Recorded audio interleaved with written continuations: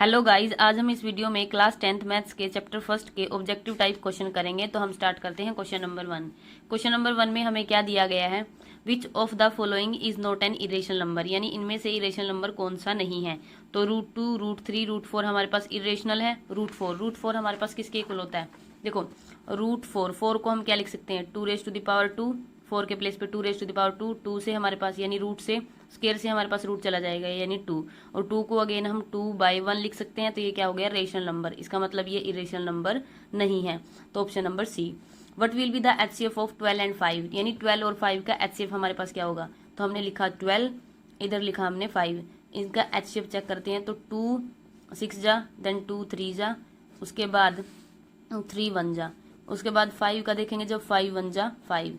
तो यहाँ इनमें दोनों में कुछ भी कॉमन नहीं है, तो इसका मतलब इसका कॉमन फैक्टर क्या हो गया, 1। ठीक है, यानी 1 1 जा पे अगर हम इसको दोबारा चलाएंगे, यहाँ भी 1, तो हमारे पास इसका कॉमन फैक्टर HCF क्या होगा, 1। क्योंकि यहाँ 2×2×3 लिखेंगे और यहाँ 5×1 लिखेंगे, तो इन दोनों में सिर्फ 1 के अलावा कोई भी फैक्टर नहीं है। तो HCF हमारे पास कोई भी कॉमन फैक्टर नहीं है, तो हमारे पास इसका HCF क्या हो जाएगा, 1। तो 1 हमारे पास कौन सा ऑप्शन है, सी, यानी ऑप्शन नंबर सी हमारा करेक्ट हो जाएगा। उसके बाद है हमारे पास next question, what will be the HCF of 2 prime numbers, यानी 2 प्राइम नंबर्स का HCF हमारे पास क्या होगा। तो हम कोई भी 2 प्राइम नंबर लेके चेक कर सकते हैं। तो हमने लिखा 2 और 3, दोनों प्राइम नंबर हैं। अब हम इनको चेक करते हैं। तो देखो 2 को जब हम चलाएंगे तो 2 1 जा, और 3 यानी 3 1 जा, तो इन दोनों में 1 के अलावा कोई भी अदर कॉमन फैक्टर नहीं आएगा। तो हम बोल सकते हैं कि 2 प्राइम नंबर्स का कॉमन फैक्टर हमेशा क्या होता है, मतलब HCF क्या होता है, 1। जैसे हमने लिखा, कोई और ले लेते हैं 5, और हमने लिया जैसे 11, तो इसका भी हमारे पास क्या होएगा। तो 5 1 जा, और यहाँ 11 1 जा, ठीक है, 1 पे ही चलेगा। यानी हम बोल सकते हैं कि 2 प्राइम नंबर्स का HCF हमारे पास हमेशा क्या होता है, 1। तो हम बोल सकते हैं कि 2 प्राइम नंबर्स का HCF हमेशा क्या आएगा, 1। तो हमारे पास ये किस ऑप्शन में है, 1, यानी option number D. What will be the HCF of 20 and 5, यानी 20 और 5 का HCF हमारे पास क्या होगा, इजिली कैलकुलेट कर सकते हैं। 20 यानी 2 10 पे, देन 2 5 पे, देन 5 1 जा, उसके बाद 5 के साथ 20 और 5 का पूछा गया, यानी 5 1 जा। तो 20 और 5 में हमारे पास कॉमन फैक्टर क्या आ रहा है, 5। तो इन 20 और 5 का सिर्फ हमारे पास क्या हो जाएगा, 5। तो 5 है हमारे पास option number B. What will be the HCF of 4 and 19, यानी 4 और 19 का हमारे पास HCF क्या होगा। तो अगेन 4 का जब हम निकालेंगे, हमने लिखा 4, तो यानी 2 2 जा, और 2 1 जा, और 19 हमारे पास प्राइम नंबर है, तो डायरेक्ट चलेगा, 19 1 जा 19, तो कोई भी कॉमन फैक्टर नहीं है, तो इसका मतलब 1। तो हमारे पास ऑप्शन नंबर सी। उसके बाद है what will be the HCF of 510 and 92, हमें निकालना है 510 और 92 का HCF। तो 510 यहाँ लिख लेते हैं, 510 और 92, तो 510 का, तो 2 2 जा 4, 1 बचा, यानी 2 5 जा, और 2 5 जा 10। अगेन ये 2 पे नहीं चलेगा क्योंकि लास्ट में 5 है, तो 5 पे ही चलेगा। 5 5 जा 25, 5 1 जा 5, 5 और 1 6, यानी 3 पे चल रहा है। ये यहाँ पे भी 3 पे चल रहा था, आपकी मर्जी है। तो 3 1 जा 3, उसके बाद 3 7 जा, देन 17 1 जा 17, उसके बाद 92 2 पे चलेगा, 2 4 जा 2 6 जा, उसके बाद 6 और 4 10, 3 पे भी नहीं चल रहा, 5 पे भी नहीं जाएगा, दोबारा अगेन 2 पे, 2 2 जा 4, 2 3 जा, देन 23 1 जा 23। तो हमारे पास क्या कॉमन फैक्टर आ रहा है, 2।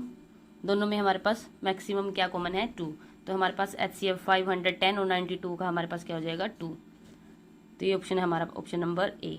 Question number 7, the relation between LCM and HCF of 2 positive integers will be, HCF बड़ा होगा LCM से, HCF और LCM बराबर होंगे, LCM बड़ा होगा HCF से, नन ऑफ दीज।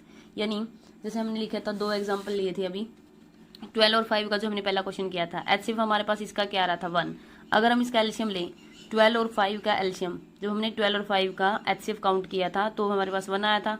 अब 12 और 5 का अगर हम LCM लें तो कितने में चलेगा, पहले 2 6 5 एज इट इज़, फिर 2 3, फिर 5 एज इट इज़, एक बार फिर 3 पे 5 3 1 जा हो जाएगा, यानी 5 एज इट इज़, देन 5 पे, यानी 1 और 1। तो हमारे पास 5 3 जा 15, और 15 2 जा 30, 2 जा 60, यानी ये हमारे पास 60 और ये 1। तो आप जब भी चेक करेंगे हमेशा हमारे पास LCM 60 बड़ा है 1 से, ये LCM था। 12 और 5 का LCM हमारे पास 60 आया है, और हमारे पास HCF 1 आया है। तो 60 बड़ा है 1 से, इसका मतलब हम क्या बोल सकते हैं कि एलसीएम 60 क्या था, इसका एलसीएम था, बड़ा है किससे 1 यानी एचसीएफ से। तो हम किसी भी जब दो नंबर का एलसीएम एचसीएफ की बात करेंगे तो हमेशा एलसीएम बड़ा होगा एचसीएफ से। ठीक है, तो इसका मतलब हमारे पास ऑप्शन नंबर सी सही हो जाएगा, एलसीएम बड़ा हो जाएगा एचसीएफ से। उसके बाद question number 8, which of the following pair will have HCF 4, इनमें से किस पेयर में पेयर का एचसीएफ क्या है हमारे पास 4 है। तो देखो 4 तो सबके लास्ट में ही है, ठीक है। 23, 31, 28, 10, 23 की टेबल में 4 नहीं है, ना ही 31 के, ना ही 10, यानी 28 की में आता है, तभी कॉमन फैक्टर हुआ होगा ना जब उसकी टेबल में आ रहा है, तो यानी 28 और 4 हमारे पास ऑप्शन हो जाएगा।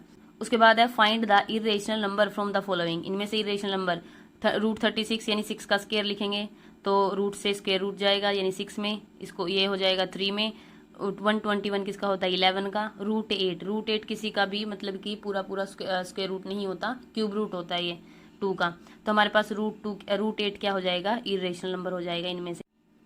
What will be the HCF of 12, 32 and 32, तो 12, 32 और 32 के जब आप फैक्टर करेंगे तो उनमें जो भी हमारे पास कॉमन फैक्टर आएगा उनकी मल्टीप्लीकेशन हमारे पास इनका क्या हो जाएगी एचसीएफ। उसके बाद है क्वेश्चन नंबर 11 में हमें क्या दिया गया है, if Q is some integer a positive odd integer can be written as, अगर क्या कोई भी इंटीजर है तो a positive integer can be written as, मतलब कि एक ओड पॉजिटिव इंटीजर को हम किस रूप में लिख सकते हैं। ऑप्शन है हमारे पास 4q, 4q plus 2, 4q plus 1 और 4q प्लस 4। अब देखो q कोई भी इंटीजर है, अगर हम 1 रख के देखते हैं, देखो q के प्लेस पे अगर हमने q इंटीजर है तो 1 भी एक इंटीजर है, तो 4 1 जा 4, यहाँ 4 आ रहा है। यहाँ भी अगर हम 1 रख रहे हैं तो 4 और 2 6, यहाँ अगर 1 रख रहे हैं तो 4 1 यानी 4 इंटू 1 यानी 4 प्लस 4 8, यानी जब हमने चेक किया, जब हमने तीनों ऑप्शन में चेक किया 1 मतलब 1 भी इंटीजर है, 2 को रखेंगे आप, 2 को रख के देखो, यानी 4 2 जा 8, 4 2 जा 8 और 2 10, 4 2 जा 8 और 10 और 4 2 जा 8 और 4 यानी 12। तो हमेशा हमारे पास क्या आ रहा है इवन नंबर।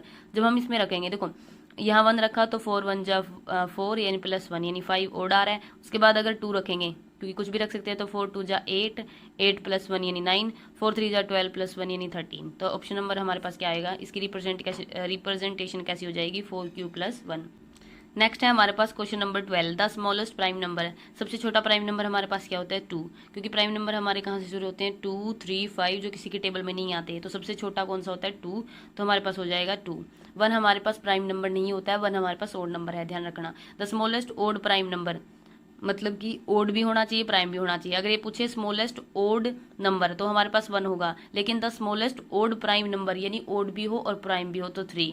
अगर पूछे the smallest even prime number यानी कि इवन और प्राइम, तो इवन और प्राइम क्या होता है हमारे पास 2 हमारे पास प्राइम भी होता है और 2 हमारे पास सबसे क्या होता है इवन भी होता है, तो 2 हमारे पास क्या हो जाएगा स्मॉलेस्ट इवन प्राइम नंबर।